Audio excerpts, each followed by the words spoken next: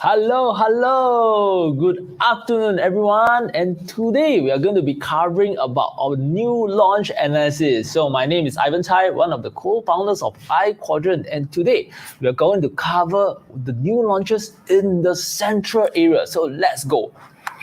So first of all, right, when we are talking about new launch projects, right, there's quite a few projects that's actually been launched in the central area. And when we mean central area, we are talking about specifically District 2, 3, and 4 over here. So the thing is this. Which new launch project should we be looking closely at, and where are the opportunities here today? So let us take a look. And before I start, the usual disclaimers.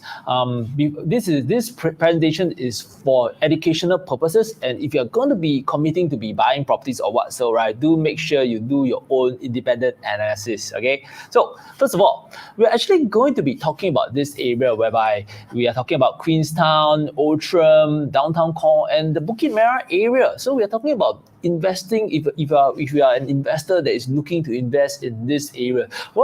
And the thing is this, why should we even consider this whole area itself? Let us take a look. And the number one thing is the region growth around this area.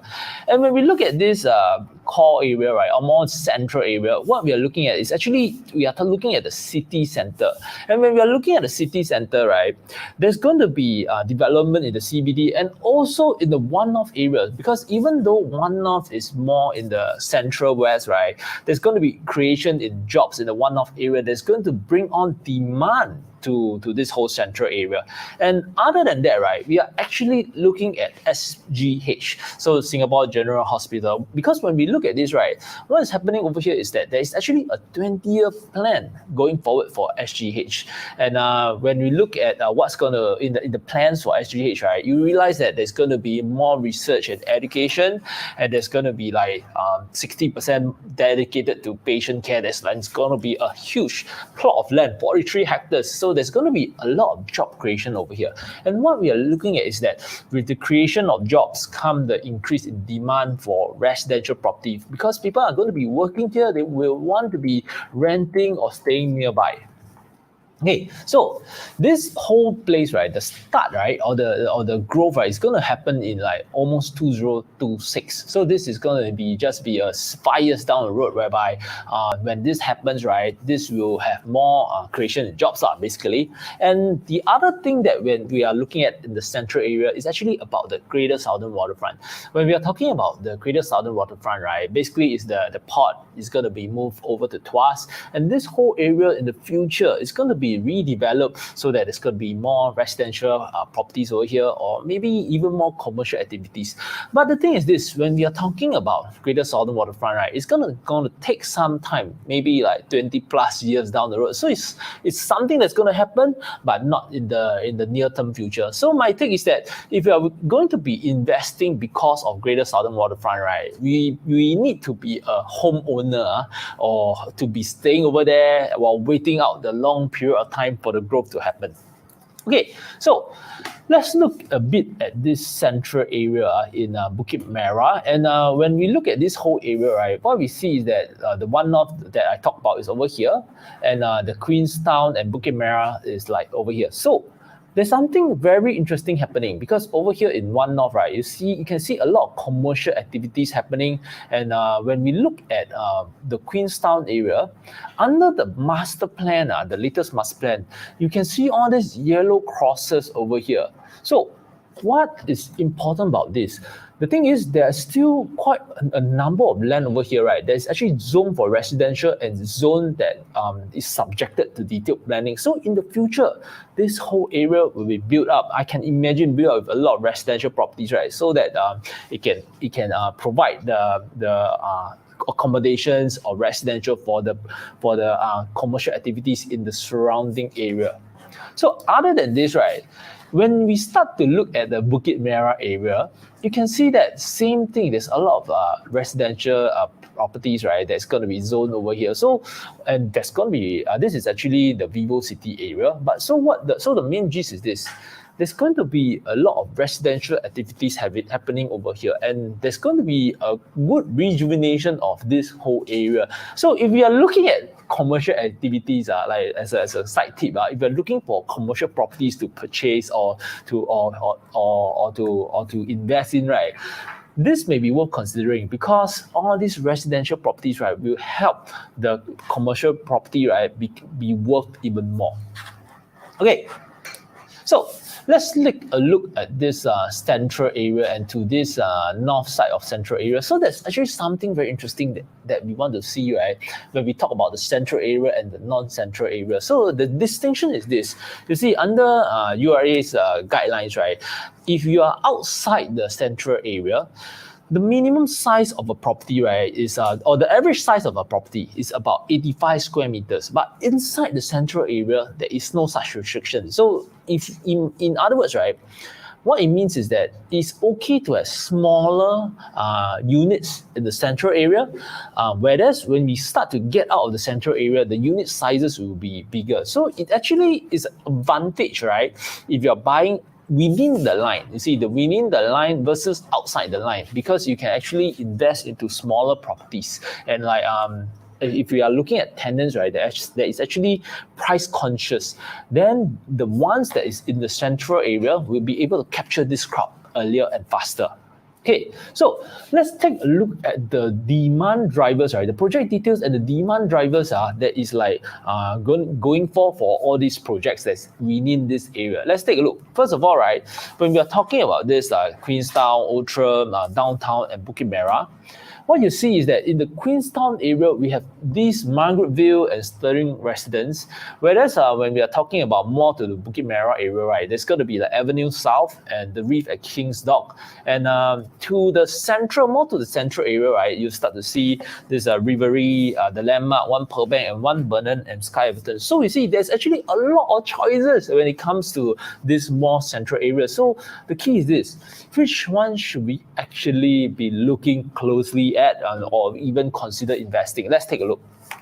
First of all, right, one clear distinction is this line, this red line, which is actually whether this project is within the central or outside. Because given a choice, right, is if we hold everything constant, right, I will always want to invest within the red line, because when I invest within the red line in future, right, when there's going to be redevelopment or en bloc, right, the units can be carved into smaller sizes. So the distinction is this: when it comes to prices of properties, right, the smaller the size, the higher the per square feet. And the larger the size, the smaller the per square feet. So in other words, it's actually, if you can have a project that's carved up into all very, very small sizes, right, it means that the prices that they can sell for in terms of per square feet can be higher. So this is an added advantage for those units within the central area.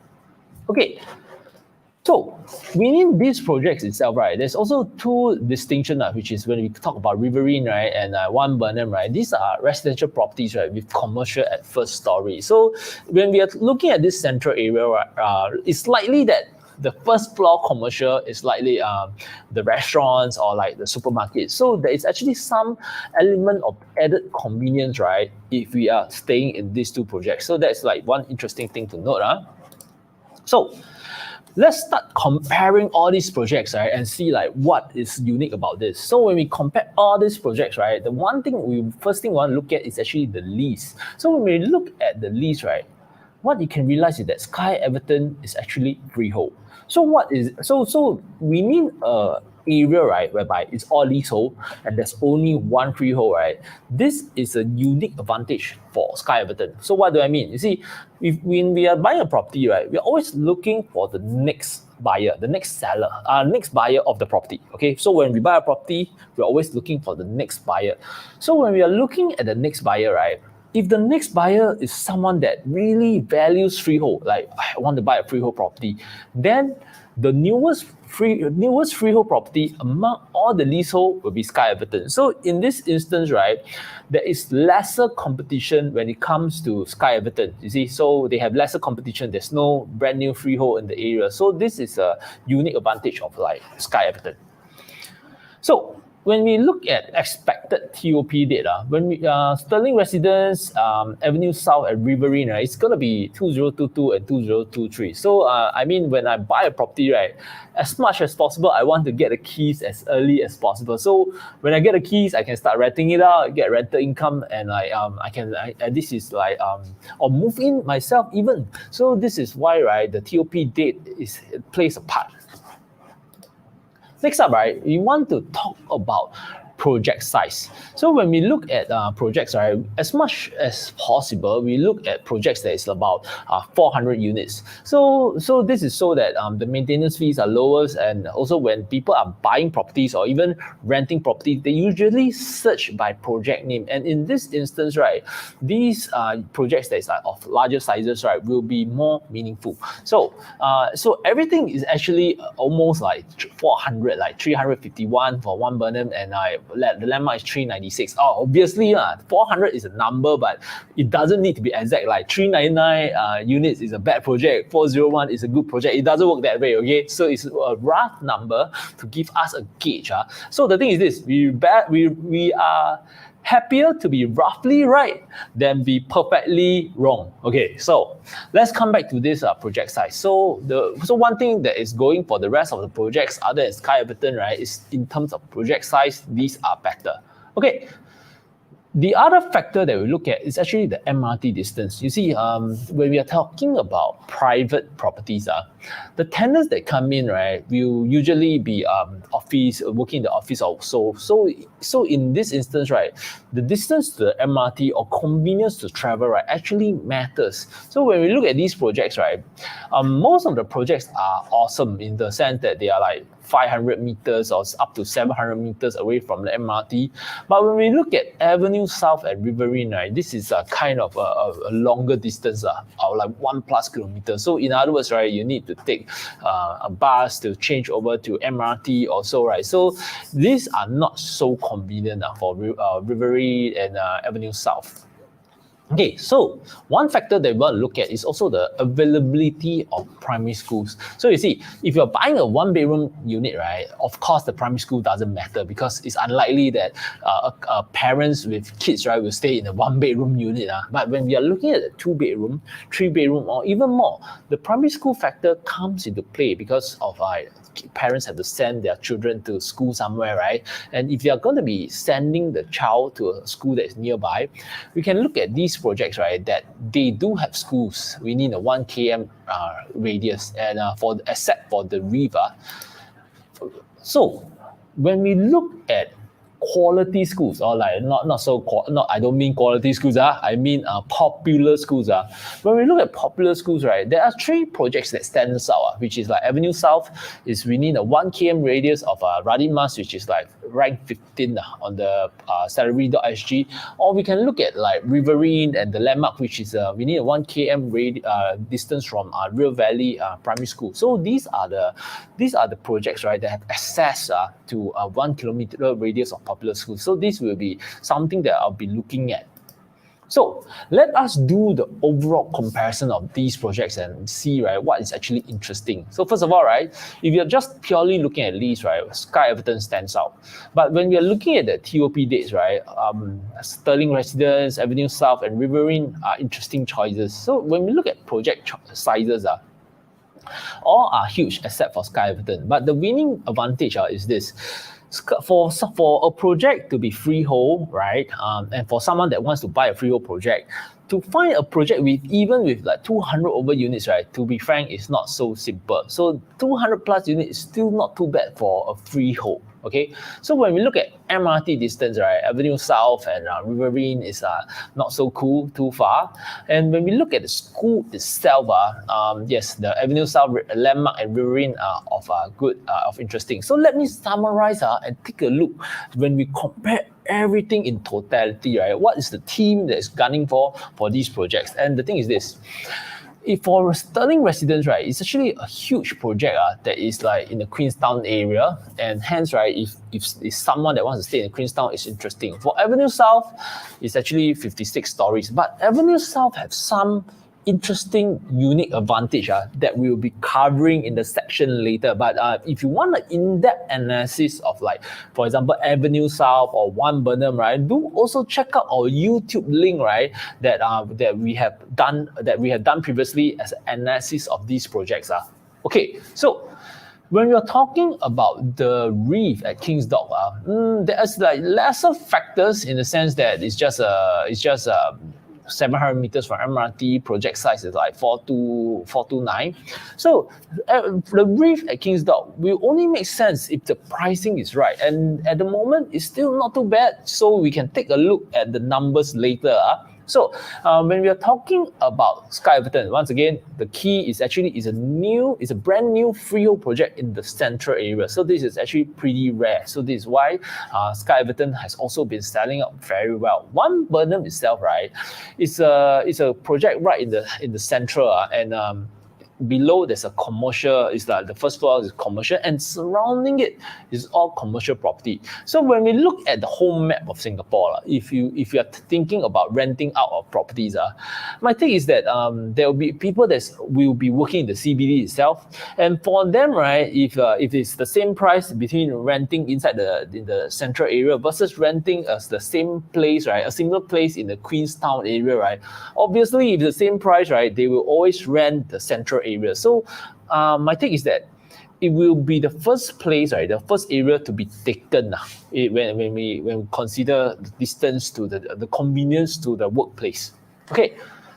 One Pearl Bank is definitely uniquely shaped. So the interiors, from what we gather, right, is of quality finishing. So they're actually banking much more on quality rather than pricing itself. So this, if someone that is like really want to stay in the palace or like stay in a nice place, then One Pearl Bank may be interesting. But pricing wise, maybe not so interesting. Okay, the landmark, right, is a substantial project size, close to MRT, and it's like within a 1 kilometer radius of River Valley. So it's actually pretty near the park, and this is one of the interesting projects to also look at. Okay, so if we are looking at the riverine, right, what's happening over here is that it's actually surrounded by river. So maybe that's why the name of the project comes about. The only thing that is like sort of like against it is actually the distance to MRT. You need some time to travel over there. So by the way, guys, if you're learning something over here, do remember to give us a like or thumbs up, and also remember to subscribe to our YouTube channel, because we'll be doing a lot of analysis of these projects, right, so that you understand the pros and cons, right, of investing into these projects. Okay, so now we have covered the demand drivers and the growth in this area, right? The next thing is that we want to do is to compare the pricing between these projects and talk about these projects, right? Are they suitable for investors, home investors, or homeowners? So what are these terms means? You see, when we are talking about investors, right, what we mean is that this is like suitable for both renting out and like capital appreciation. However, you see, the majority category of us, right, is that we buy a property and we are going to be staying in it. So if we stay in it, right, what we hope for or want to look out for is actually capital appreciation. And the ultimate class also, right, it's actually the homeowners. What do I mean by homeowners? Homeowners means that they will just buy a place mainly for happiness, and the price is not important. So this is a category, right, that we want to upgrade as many people as possible, right, to the home investor category. So you see, why not buy a nice place and make money from it at the same time? So I hope that every one of you is upgraded to home investor category. Okay, so let's take a look at the one bedroom comparison. So when we look at the one bedroom comparison, right, first of all, when we look at Avenue South, it's actually at 1.15 million. And the fact is that being quite a distance from the MRT, right, makes it not so interesting for the investor. Okay, so when we're looking at Sterling residence at 1 million, okay, not too bad in terms of quantum. So this is something that's worth looking at. The Riverine at 1.56 million, oh my God, it's a kind of a high quantum for a one bedroom. You see, the people that is going to be buying a one bedroom, right, are usually investors, okay, or the next buyer that's going to be buying a one bedroom is usually investors. owners. And when you look at that, right, it means that it'll be one name that's trying to buy a property, and for that one person, right, to be able to afford a 1.56 million loan, to take a loan based on 1.56 million quantum, right, it will be difficult. So in terms of quantum, right, it's a bit more difficult for Riverine. So for Landmark at 1.1 million and it being in the central area and it being in the close to the MRT, right, it's worth looking at. And for One Burnham itself, because it's right in the central, right, it's also pretty interesting project itself. So for One Pearl Bank, for the one bedroom at 1.31 million, it's also kind of slightly on the higher side. So when we look at this in totality, right, my take is that if you're looking to invest in, to rent out a property, right, the Landmark, Sterling Residence, and One Burnham will be interesting projects to look at because of the quantum and the distance to MRT. So for Avenue South, if you're buying a one bedroom and you're trying to stay in it, it may make sense. You may get some interesting appreciation over there, but I'd rather be looking at these three projects itself instead. However, for those that really appreciate the design of One Pearl Bank or really want to stay near the river, then maybe this will bring happiness as a homeowners. Okay, so let's take a look at the two-bedroom itself. When we start to look at the two-bedroom properties, right, what we see is that if you're looking at Avenue South, the quantum is about 1.54 million. But the thing is, for Avenue South, it's actually near a popular primary school, and it's actually pretty near to the CBD of Singapore. So there is some unique factors that is like not too bad for Avenue South. Whereas when we are looking at Sterling Residence, oh, by the way, there's only one unit left, so just one left. Not so interesting. There's nothing much left to buy. But when we look at the quantum, right, at 1.52 million, still can consider when we look at everything in totality. Because when you look at 1.52 versus the rest of the project, then it starts to make sense. For Riverine, right, at 2.21, even though it's a bigger unit, when we start to look at 2.12 million, it starts to get out of the affordability range of the majority of Singaporeans. So it is not so interesting a number for a two-bedroom unit. So when we're looking at the Landmark, for it to be at 1.51 million, right, and being so near the city center, this is worth looking out for. Sky Everton is sold out, so too bad. For One Burnham, it's not released yet. The prices are not released yet, but our guess, right, it should be around 2006. So at 2006, right, it's going to be 1.82 million. So at 1.82, it will also be out of the range, right, of the average Singaporean. Same for One Pearl Bank in terms of quantum, right. Oh, anyway, if you take One Pearl Bank versus One Burnham, right, I would prefer One Burnham because it's right smack inside in the city itself. Okay, so the reef at King's Dock. So this is interesting because when we look at the older projects in the same area, right, in this the reef area, you start to see Chorus. So Chorus is actually selling at about 2,300 per square feet. So for resale property at 2,003 versus a brand new at about the same price, the reef may have good value. So the thing is this, if the brand new property is at this price and the resale is at this price, right, either the brand new property will go up or the resale will come down. So it's quite not too bad a bet when it comes to the reef versus the surrounding. But in terms of growth, the reef is really banging much more on the Greater Southern Waterfront, and that will actually happen way later. Okay, so as a summary, what we see, right, is that when we're looking at the investor category, the Landmark and Sterling Residence is worth looking at for the two-bedroom. Whereas for the home investor, like if you like to stay over there, right, Avenue South presents an interesting opportunity between popular school and also the access to the central area. The reef at King's Dock, yes, is when you compare to the surrounding projects, it may be interesting to look at, but growth is also not so much there because of the Greater Southern Waterfront happening much later. One Burnham itself, after the pricing is released, right, if it's around the 2006 category, I think this is still okay. Why do I say that? You see, price is what we pay, but value is what we get. And for a project, right, that is right smack inside CBD, it means that it needs to be priced higher because the value is also higher, the convenience is also higher. So it's more of like a fair product, like what you pay for is what you get in terms of value. Okay, so when it comes to homeowners, again, same thing. One Pearl Bank and Riverine is you really like the river and you really like the architectural design of One Pearl Bank, then that would be interesting. Okay, so let's take a look at the 3-bedroom. When we look at the 3-bedroom, right, for Avenue South, this starts to get very interesting because when you compare the quantum across the rest of the project, which is like Riverine is like 2.7, Landmark is 2.46, Sky Everton 2.5, One Burden 3.7, One Pearl Bank 2.62, right? And the Reef is like 2.65, right?